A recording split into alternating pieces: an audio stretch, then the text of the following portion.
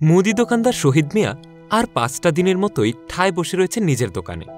মজার ব্যাপার হলো তার দোকানে দানা পরিমাণ পণ্যও নেই। ছোট দোকানটা জুড়ে কেবল হাহাকারই আছে।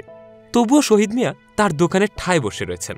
লোকজন এসে তার দোকান দেখে অবাক হয়। দু একজন তো প্রশ্ন করে, আরে শহীদ মিয়া, ফাঁকা দোকানে খামোকা বসে কি করো? মাসি তারাও নাকি? দোকানে তো একটা দানাও চোখে পড়ে না।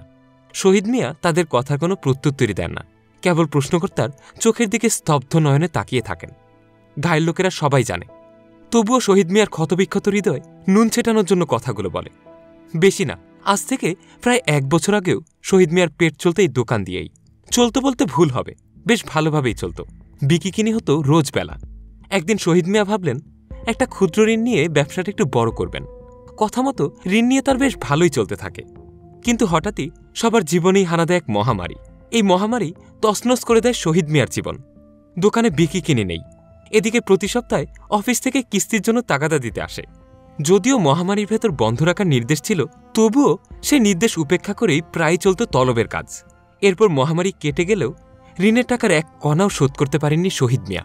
এদিকে ঋণের মেয়াদটাও শেষ হয়ে আসছে। গত পরশুই অফিস থেকে লোক এসে কোমরে দড়ি বাঁধার হুমকি দিয়ে গেছে। নিজের পেটের চেয়ে এলাকায় সম্মান নিয়ে বেঁচে থাকা অনেক বেশি গুরুত্বের। একবার পুলিশের খাতায় লালকালির দাগ পড়ে গেলে তা মোছা যে খুবই দুষ্কর, তা শহীদ মিয়ার ভালো করেই জানা আছে। অবশেষে বিব্রত শহীদ মিয়া আর কোনো উপায় না দেখে দোকান বিক্রি করে ঋণ পরিশোধ করতে বাধ্য হয়েছেন। আর তাই অভ্যাসের বশীভূত হয়েই ফাঁকা দোকানটায় তাকে পা গুটিয়ে বসে থাকতে হচ্ছে। কিছুক্ষণ বাদেই একটা অল্পবয়স্ক ছেলে শহীদের দোকানে পাটাতনে এসে বসল। অনেকক্ষণই হলো সে বসে আছে, কিন্তু শহীদের সেই দিকে কোনো হেলদোলই নেই। খানিক বাদেই ছেলেটা বলল, আঙ্কেল, আপনার নাম কি শহীদ?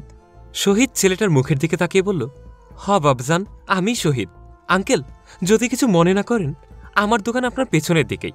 আপনার দোকানের যাবতীয় মাল আমি ফিরিয়ে দিতে এসেছি। শহীদ ছেলেটার কথায় চমকে উঠে বলল, কেন বাজান, মালে কি কিছু খারাপ আছে? আমি তো সব মাল দেখাই দিছি। ছেলেটা তখন শহীদ সাহেবকে বলেন, না আঙ্কেল, মালে কোনো খারাপই নেই, কিন্তু আমি আপনার দোকানের মাল ফিরিয়ে দিতে এসেছি। আপনি একা দোকানে বসে আছেন, কোনো কাস্টমার নেই। বিষয়টা কেমন দেখাচ্ছে না? আর শুনুন, আমাকে আপনার একটা পয়সাও ফেরত দিতে হবে না।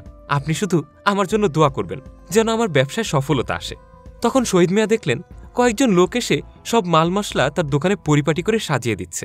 এসব দেখে তিনি একদম তাজ্জব বনে গেলেন।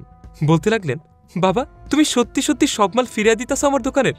ছেলেটা তখন খানিকটা হেসে বলল, আঙ্কেল, ঋণ আর সুদ এই দুটো জিনিসের যে কি বোঝা তা ছোটবেলায় আমি হারে হারে টের পেয়েছি। জানেন, আমার বাবা একবার ঋণ নিয়েছিল। তথাকথিত ক্ষুদ্র ঋণ টানতে না পেরে আরেক ব্যাংক থেকে ঋণ তুললেন তিনি। এভাবেই এক ব্যাংক, তারপরে আরেক ব্যাংক। এক পর্যায়ে ঋণ টানতে না পেরে বাবা দেউলিয়া হয়ে যান। সুখের সংসারটা ঋণ আর সুদের কুড়ালের গ্রাসে তছনছ হয়ে যায়। তাই আমি চাই না সুদ নামক এই অভিশাপে আরেকজন মানুষের জীবন তছনছ হয়ে যায়। ভালো থাকবেন আঙ্কেল, আমি আসি।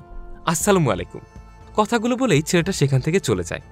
শহীদ সাহেব তখন ছেলেটা যাওয়ার পথে এক দৃষ্টিতে তাকিয়ে থাকেন। ভিডিওটি ভালো লেগে থাকলে লাইক, কমেন্ট এবং শেয়ার করতে ভুলবেন না। কমেন্ট বক্সে জানান আপনার মূল্যবান মতামত। ফলো বাটনটি ক্লিক করুন আপডেট ভিডিওর জন্য। ধন্যবাদ।